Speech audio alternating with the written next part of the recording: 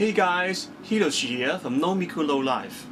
In this video, I'm going to share with you about a story of a legendary Japanese musician almost known to every young people in Japan, Ayase from YOASOBI. Being one of the most influential record producers and singer-songwriters in Japan, he and his musical unit YOASOBI has obtained a lot of stunning achievements like performing as the music show NHK Red and White Song Battle less than a year since first debut, having one song with almost 300 million views and two songs with more than 200 million views on YouTube, in which one of them was released just 3 months ago. His YouTube channel was ranked number 1 in Japan Top Artists on YouTube for consecutively 11 weeks. Ranked number 1 in the top composers and top lyrics for consecutive 2 years on Japan Billboard, etc. Apart from being in the renowned unit YOASOBI, Ayase is also a Vocaloid producer. The theme song Hero of the Hatsune Miku Magical Mirai this year is also written by him. Before being a well-known musician, having tremendous achievements, and being praised as music genius, Ayase's life was indeed like riding on a roller coaster. And here, his story begins. Ayase, or known as Kei Ichiro during his time in the band Da Vinci, was born on the 4th of April 1994 in Japan at Ube, a city in the Yamaguchi prefecture. Before he could clearly remember, there was already a piano in his house. Thanks to his grandmother, who worked as a music teacher, Ayase was exposed to music and started to play piano with his granny at around 3 to 4 years old. When he went to primary school, Ayase began to think, I want to work hard to become a professional pianist, and that's what he started to receive professional piano lessons at a nearby piano studio until middle school.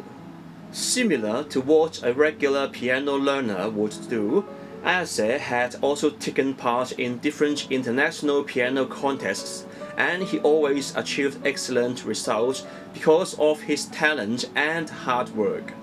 This made his parents completely believe that their boy was really good at piano and they must fully support him to become a professional pianist. Interestingly, instead of a new piano or related stuff, Ayase had received an acoustic guitar from his parents as a Christmas present in 1 year of the upper grade in his primary school.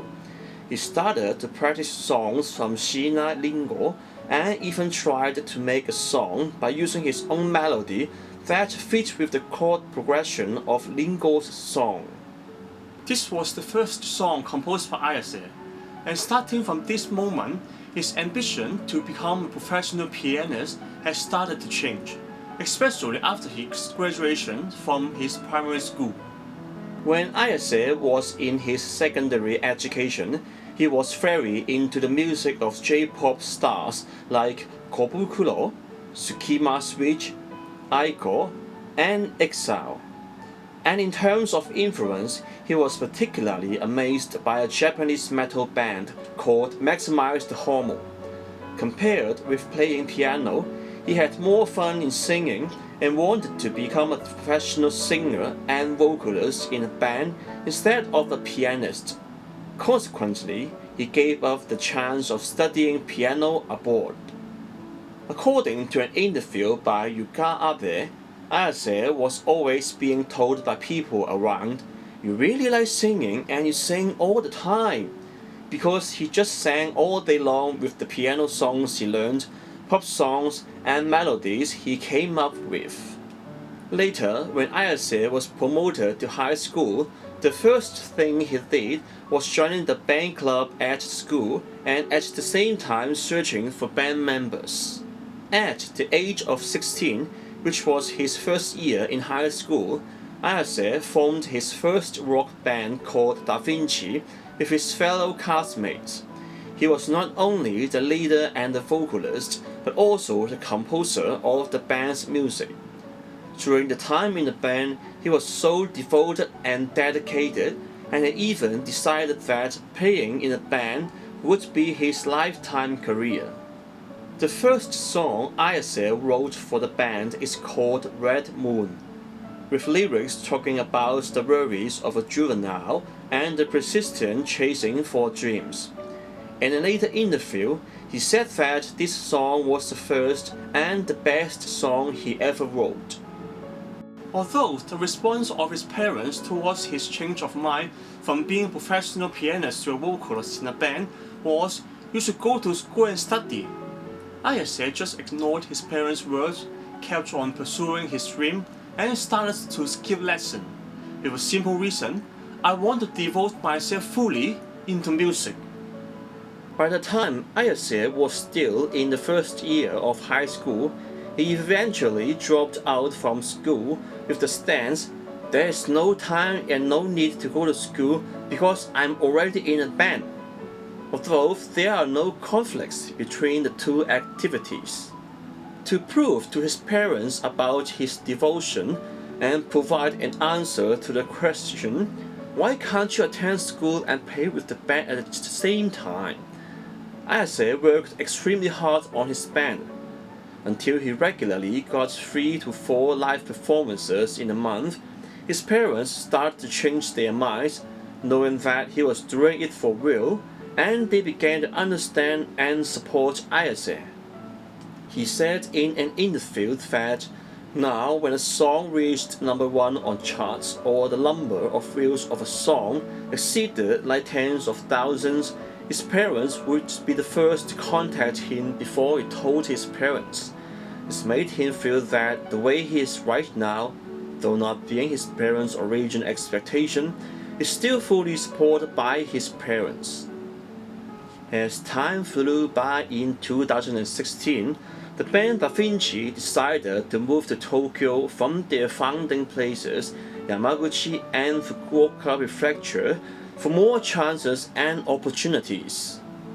During their time in Tokyo, the band had released several singles and EPs and organized several tours.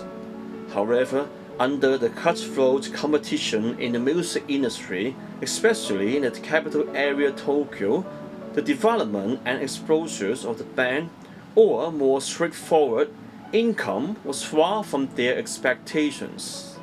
As a result, the band members of Da Vinci had no other choices but to get part-time jobs to cover even their daily expenses. For Ayase, he also spent almost all his money onto his band, making him unable to pay the electricity and water bills, that he had to go to a nearby cafe to get free electricity and Wi-Fi to contact his band members. Under extreme stress and pressure, Ayase was eventually feeling extremely sick one day that he needed to be admitted to hospital. Unfortunately, he was diagnosed with severe peptic ulcer disease, a condition in which painful sores and ulcers develop in the lining of the stomach or the first part of the duodenum due to damage of tissues by digestive stools in the stomach. Owing to the potential severe or fatal complications, Ayase had no other choices but to adjourn all his band activities until fully recovered. In October 2018, the band Da Vinci announced a notice on the suspension of band activities on Twitter. After being discharged from the hospital, Ayase stayed for a while in his sister's house in Tokyo for recovery. For a diligent music creator or music lover like him, he cannot help just sitting there doing nothing. So he started to research something that he could do alone. One day, he happened to see his sister listening to a song named Jailbreak by Vocaloid producer Nelu, covered by Mahu Mahu. He was really amazed, and through his sister, he started to know about Vocaloid and his hero, Hatsune Miku. Ayase started to write songs and sung by Miku. On the Christmas Eve of 2018, he published his first Hatsune Miku song called Congenital Assault Girl on Nico Nico Doga and YouTube using his name Ayase. Astonishingly, the music, lyrics, music videos, and illustrations were all done by himself alone. Different from the songs nowadays composed for YOASOBI, you can still figure out that the style and the vibe of this song was very much like those written during the Da Vinci period.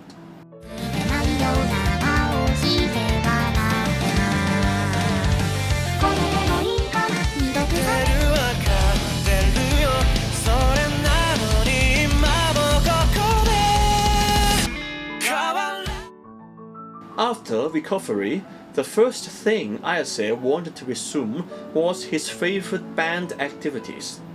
After another short stay at hometown, he went back to Tokyo and stayed in his sister's house. According to an interview, the only places given to him in this 2DK house were the dining room and kitchen, and the only private space he had was the table he put there. To make money for living and band activities, Ayase started to get some part-time jobs. At the same time, on the first day of 2019, the band Da Vinci has announced that their music activities will be resumed very soon. Perhaps there is no clear future that could be seen from not being a mainstream band in Tokyo, or perhaps the band members could not even make a basic living through playing in a band, let alone the band activities had to be adjourned when Ayase was sick. The motivation towards music and life planning of other band members had already tremendously changed deep in their minds. Because of this, the band activities of Da Vinci has never returned to normal and instead announced their disbandment on Twitter on the 16th of July 2020. Apart from losing his band, Ayase had also had another big impact during this period of time. His girlfriend, who came to Tokyo with him together and with an almost 10 years relationship, chose to break up with him. This double whammy has greatly affected Ayase as he just lost everything he loved in his life. Under this great impact, the only thing Ayase could do was to write music to express his feelings, particularly the three songs: Happy Ender, Ayase Cursing the Night, and Last Resort. According to Ayase, all these songs were written with different themes. The song Ayase Cursing the Night is a song written with the theme separation, undoubtedly about the end of the love story between Ayase and his girlfriend. This song was clearly written by him to remember and treasure everything during the time with his girlfriend.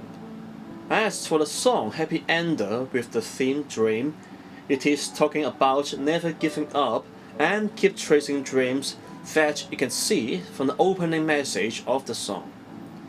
This song is also at the same time talking about Ayase himself, a story that keeps chasing dreams and faces once again with a heartbroken heart, and also in fact providing him with a happy ending. I will not give up my dreams and keep on chasing for his nightmare during this period of time. While for the song Last Resort, the meaning is completely the opposite. The theme of this song is suicide, and it is written about embracing all despairs, regretnesses, and bad ending. The message at the middle of the song, the dark and chaos animation effects, the girl standing by the fence and disappearing, probably jumping off the fencing, and the ending lyrics, the end has been announced. Today was a beautiful day, implies the end and even suicide.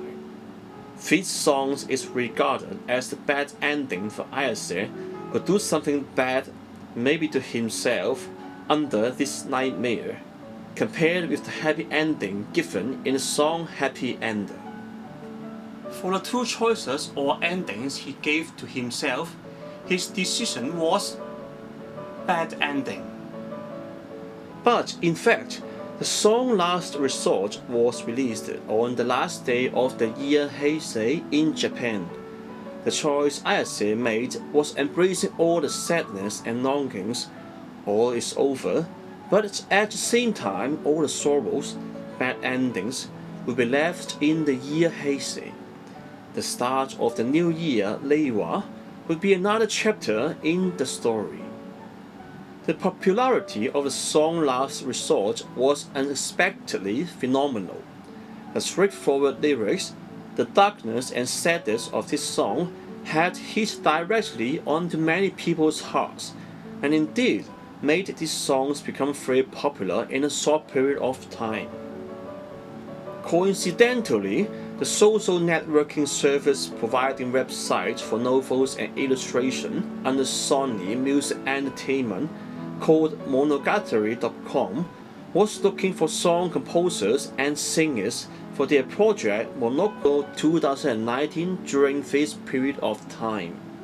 The project staff Yashiro was looking for Vocaloid producer at first, and the other staff Yamamoto happened to listen to the song Last Resort. Yamamoto was amazed by the song and he immediately introduced it to Yashiro. After a short discussion, they sent a direct message through Instagram to Ayase for collaboration. At first, Ayase was confused and still figuring out whether it was a scam or not, because the sender was Sony Music. But in the end, he chose to believe and eventually formed the legendary music unit YOASOBI. After forming the YOASOBI, Ayase was in fact still kept on writing Hatsune Miku's song, though not as frequent as during the time alone. And this year, Ayase was selected as the theme songwriter of the biggest Hatsune Miku event every year, Magical Mirai, and this was described as a dream comes true by Ayase. I know it would be very arrogant for me to say this, but in fact, I was very worried when I know Ayase was selected as the theme songwriter for the Magical Mirai this year, because the style of his music, especially those written recently for YOASOBI, was something like YouTube catchy J-hop song instead of a hit Vocaloid event theme song a fan would be expected. Particularly in this extremely significant year, the 16th birthday of Hatsune Miku. But I realized I was damn wrong when the theme song Hero was finally released. Especially after my research for Ayase's story for this video, I will now say that the Magical Mirai's theme song of this year must be written by Ayase and nobody else. For many fans and people like Ayase, Hatsune Miku is our hero. Maybe somebody has his or her life completely changed after getting to know about Hatsune Miku. Maybe somebody was saved by Hatsune Miku's song. Maybe somebody was having Hatsune Miku as his or her spiritual support to get through all the cracks in their lives. You name it. When the song Hero was first airing on YouTube, I was watching it live on the bus. I'm not a Japanese and not so good at Japanese language, but by listening to the music and watching the music video with understanding of around 60% of the lyrics, I was totally amazed and I can really, actually feeling the love for Miku in this song Hero. I almost burst into tears and I had to hold them so hard in public. Because I knew it, my life too was also saved by my hero, Hatsune Miku. The success of Ayase is a result not only from his talent, but also his hard work and effort paid during his whole music journey. He also shared on a television show that before the song Tabun, released in July 2020, all his creations were made by second-hand 2009 MacBook with its Logic Pro sometimes held for running just 2 bars.